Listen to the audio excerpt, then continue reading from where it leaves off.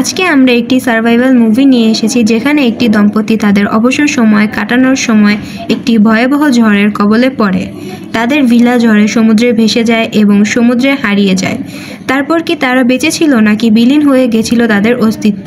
জানতে হলে পুরো ভিডিওটি দেখতে থাকুন।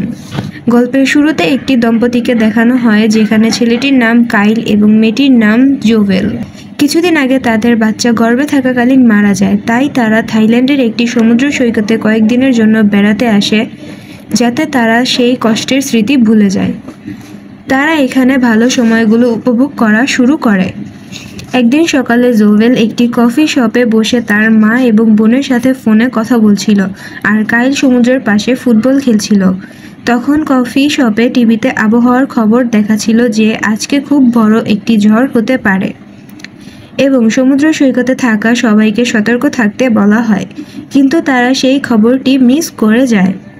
তাদের রিসোর্টটি ছিল সমুদ্রের ওপরে নির্মিত যাতে পর্যটকরা সমুদ্রের দৃশ্য খুব কাছ থেকে উপভোগ করতে পারে। কাইল ও জোভেল অনেকক্ষণ পানিতে ডাইভিং করে, তারপর তারা একটি পাথরের ওপর এসে বসে। তখন কাইল পাথরে পা পিছলে গিয়ে পা কেটে ফেলে। কাইলের পা থেকে অনেক রক্ত বের হচ্ছিল। তার স্ত্রী জোভেল রক্ত দেখে ভয়ে কাঁপছিল আর তার বাচ্চার মারা যাওয়ার সময়ের কথা মনে পড়ছিল। কাইল জোভেলকে জিজ্ঞাসা করে, তুমি ঠিক আছো? জোভেল তাকে বলে সে একা থাকতে চায়। কাইল বলে, এখানে তোমার কোনো দোষ ছিল না। জোভেল আগের কথা মনে করে কান্না করতে থাকে। তারপর জোভেল সেখান থেকে চলে আসে। রাতের দৃশ্য দেখানো হয়, অনেক বজ্রপাত হতে থাকে। জোভেল বলে সে এখানে থাকতে চায় না। কাইল বলে কালকে সকালে আমরা এখান থেকে চলে যাব।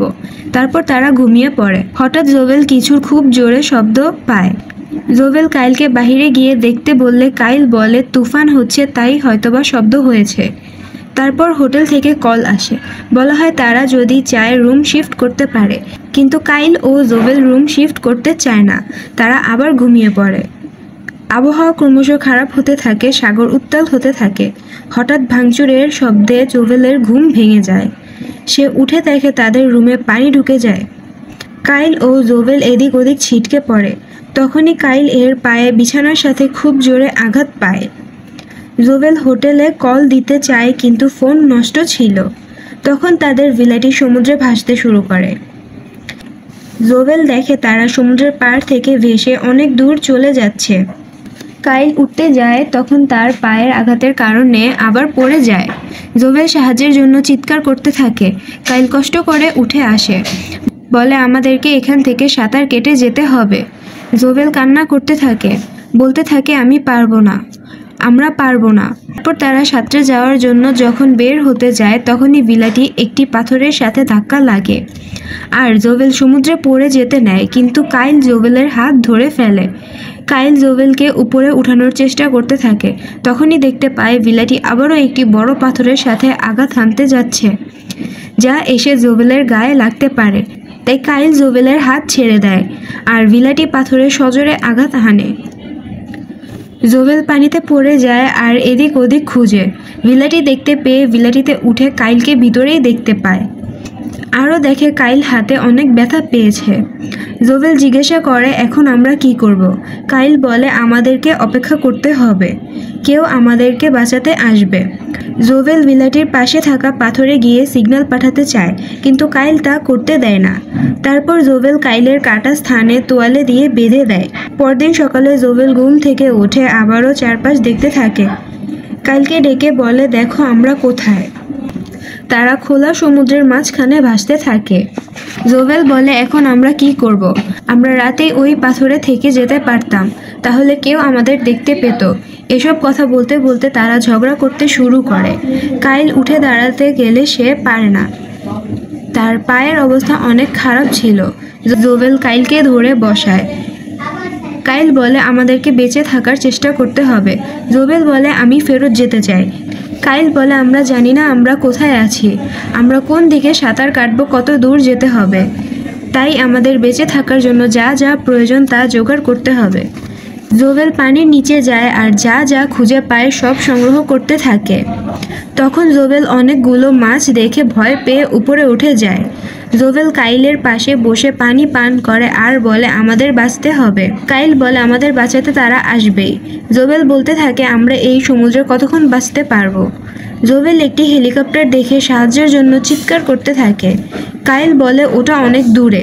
তারপর তারা হেলিকপ্টারের সিগন্যাল জানানোর জন্য আগুন জ্বালানোর চেষ্টা করতে থাকে, কিন্তু পারে না। জোভেল চিৎকার করে সাহায্য চাইতে থাকে, কিন্তু হেলিকপ্টারটি চলে যায়। জোভেল কান্না করতে থাকে। পরদিন সকালে জোভেল ঘুম থেকে উঠে কাইলকে অচেতন অবস্থায় দেখে। তারপর পানি নিয়ে কাইলকে খাওয়ানোর চেষ্টা করে। তখন জোভেল একটি জাহাজ দেখতে পায়। সিগন্যাল পাঠানোর জন্য কাইল আগুন জ্বালানোর চেষ্টা করতে থাকে আর জোভেল চিৎকার করে সাহায্য চাইতে থাকে। তারপর কাইল আগুন জ্বালাতে পারে। জোভেল অনেক আগুন জ্বালাতে বলে। কাইল আগুন বাড়াতে থাকে, তখন পুরো ভিলাতে আগুন লেগে যায়। কাইল আর জোভেল প্রাণ বাঁচানোর জন্য পানিতে নেমে পড়ে। তারপর তাদের কিছু কাঠের ওপর ভেসে থাকতে দেখা যায়। তখন জোভেল কিছু দেখতে পায়। কাইল বলে কিছু না, পানির ঢেউ হবে। জোভেল বলে না, এটা শার্ক। কাইল পানি নিচে ডুব দিয়ে দেখে এটি সত্যিই শার্ক। তারপর তারা একটি বড় কাঠের উপরে উঠে পড়ে। তখনই তারা দেখতে পায় এগুলো কোনো শার্ক নয়, বরং ডলফিন। কিছুক্ষণ পরে জোভেল ঘুম থেকে ওঠে আর শার্ক তারা থাকা কাঠটিকে দুই ভাগ করে দেয় আর কাইল পানিতে পড়ে যায়। জোভেল পানিতে নেমে কাইলকে খুঁজতে শুরু করে। জোভেল আবারও একটি কাঠে উঠে আর কাইলকে খুঁজে পায়। কাইলকে কাঠের উপরে উঠাতে চেষ্টা করে, তখনই একটি শার্ক কাইলের এক পায়ে আঘাত করে। জোভেল তার হাতে থাকা কাঠটি দিয়ে শার্কটিকে মারার চেষ্টা করে। কাইল উপরে উঠতে পারে না, পানিতে ভেসে থাকে। জোভেল হাতের কাঠ দিয়ে সেখান থেকে পালাতে থাকে। জোভেল চোখে অস্পষ্ট দেখতে শুরু করে আর অচেতন হয়ে পড়ে। কাইলও অচেতন অবস্থায় থাকে। রাত হয়ে যায়। সকালে জোভেল চোখ মেলতেই দেখতে পায় তারা কোনো কিনারায় চলে এসেছে। জোভেল কাইলকে ডাকে, কিন্তু কাইল কোনো সাড়া দেয় না। জোভেল দেখতে পায় কাইলের পা দুটি আর নেই। শার্ক কাইলের পা দুটি সম্পূর্ণভাবে খেয়ে ফেলেছে। জোভেল কান্না করতে থাকে আর কাইলকে ডাকতে থাকে, তাকে ফিরে আসার জন্য বলতে থাকে। তারপর জোভেলকে বালুর ওপর পড়ে থাকতে দেখায়। সেখানে জোভেল কাইলকে দেখতে পায়।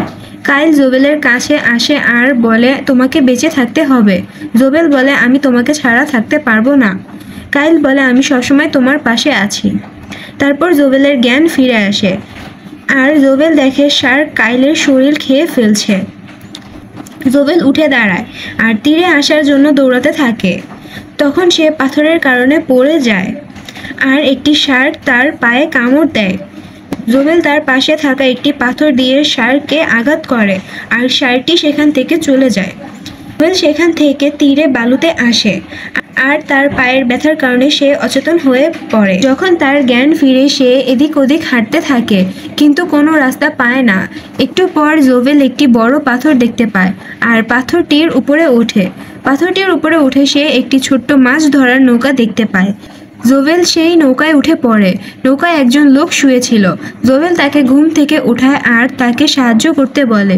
লোকটি তাকে সাহায্য করতে রাজি হয় আর জোভেলের ক্ষতস্থানটি সেলাই করে আটকিয়ে দেয়। লোকটি পানিতে ঝাঁপ দেয়। তখনই ওই নৌকার নিচে শার্ক আসে আর লোকটিকে আক্রমণ করে।